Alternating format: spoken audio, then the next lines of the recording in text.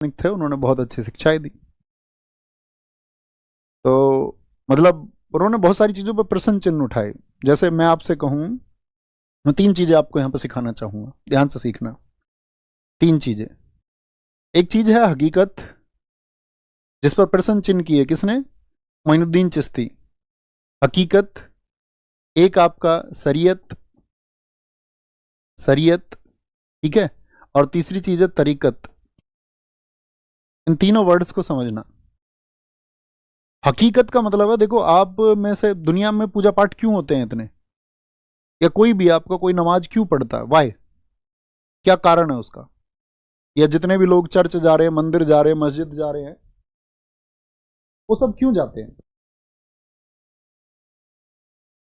ऐसा तो है नहीं कि भाई ईश्वर अगर सर्वोच्च शक्ति है तो आप उनको मूर्ख बनाने का काम कर देंगे, कि आप आदमी गलत हैं और आप ये सोचते हैं कि ठीक है कुछ गिफ्ट विफ्ट दे देंगे तो बात बन जाएगी, भोलेनाथ है जल्दी से मान जाते हैं। आप इसके पीछे कॉन्सेप्ट अगर समझोगे तो आप ये कहोगे कि जितनी भी पूजा पद्धति दुनिया में है तो वो सब में ईश्वर को प्राप्त करने के मार्ग बताए गए हैं। यानी कोई एक ईश्वर है, उनको प्राप्त करने के मार्ग बताए गए हैं। नाम अलग अलग हो गए सबके, इस्लाम की राह अलग हो गई, ईसाई उनका प्रोसेस अलग हो गया, क्रियापला जो सबके अलग हो गए। तो उन्होंने कहा कि भाई हकीकत एक तो वर्ग ऐसा है जो ईश्वर, ये ईश्वर के ध्यान के 3 ही तरीके हैं।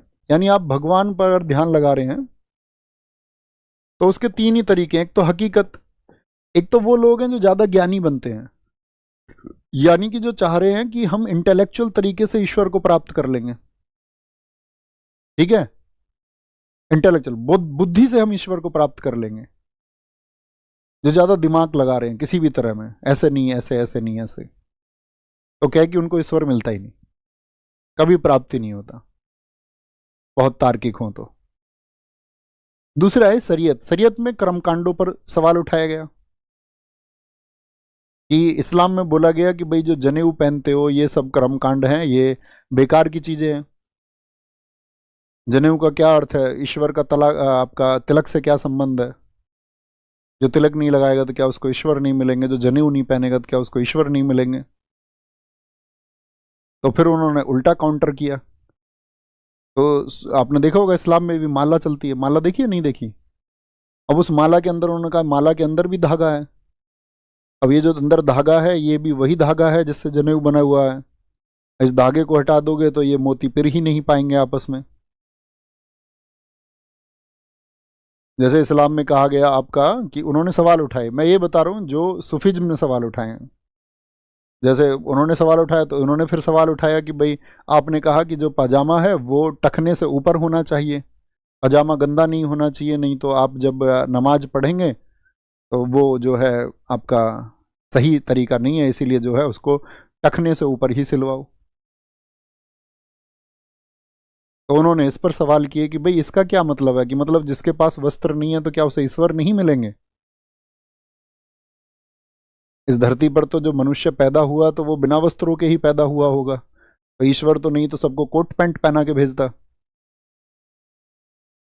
तो कहने का मतलब है एक उन्होंने कर्म कांडों पर सवाल उठाए कि भाई कर्म कांड है, जैसे एक शब्द है सफा, इसका एक दूसरा अर्थ बताया उन्होंने कि सफा का मतलब होता है सफ, जो आपका सूफी शब्द है वो सूफ से पैदा हुआ है। सूफ का मतलब होता है ऊन।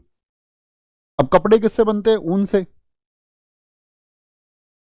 तो ऊन से जो कपड़े बनते हैं उनको कहते हैं, ऊन से बनने वाले कपड़ों को पहनते साधारण व्यक्ति। क्योंकि मैंने आपको एक कॉन्सेप्ट बताया था, अमीर व्यक्ति कौन सा कपड़ा पहनते थे, जरा लिखे फटाफट से, मैं देखना चाहूंगा आपके इंसाइट कितना है आपके मस्तिष्क का। तो आप कहेंगे भैया पहले जो अमीर वर्ग था वो तो रेशम के कपड़े पहनता था। मैंने कहा था ना, विलासिता से भरा हुआ जीवन ही रेशम से था। और जो गरीब वर्ग था वो पहनता था क्या आपका? ऊन से बने हुए कपड़े। अब जो ऊन से बने हुए कपड़े पहनता है उन सबको कहा गया कि भाई ये साधारण लोग हैं। जैसे मोहम्मद साहब जब मक्का से मदीना गए तो उनके साथ बहुत सारे लोगों ने प्रॉमिस किया जाने का कि भाई हम मक्का से मदीना जाएंगे, लेकिन गए सिर्फ 80 लोग। तो उन सब ने ऊन के कपड़े पहने हुए थे, साधारण कपड़े। तो कहते तब से उसकी शुरुआत हुई कि ये सब सूफी हैं, साधारण लोग हैं। तो जो साधारण तरीके से अपने जीवन को बिताए, जो प्रेम को आधार माने, वही सूफी परंपरा का है। तो उन्होंने कहा ना तो शरीयत से मिलेंगे ना हकीकत से मिलेंगे, वो मिलेंगे तरीकत से, और तरीकत का ही अर्थ है ईश्वर।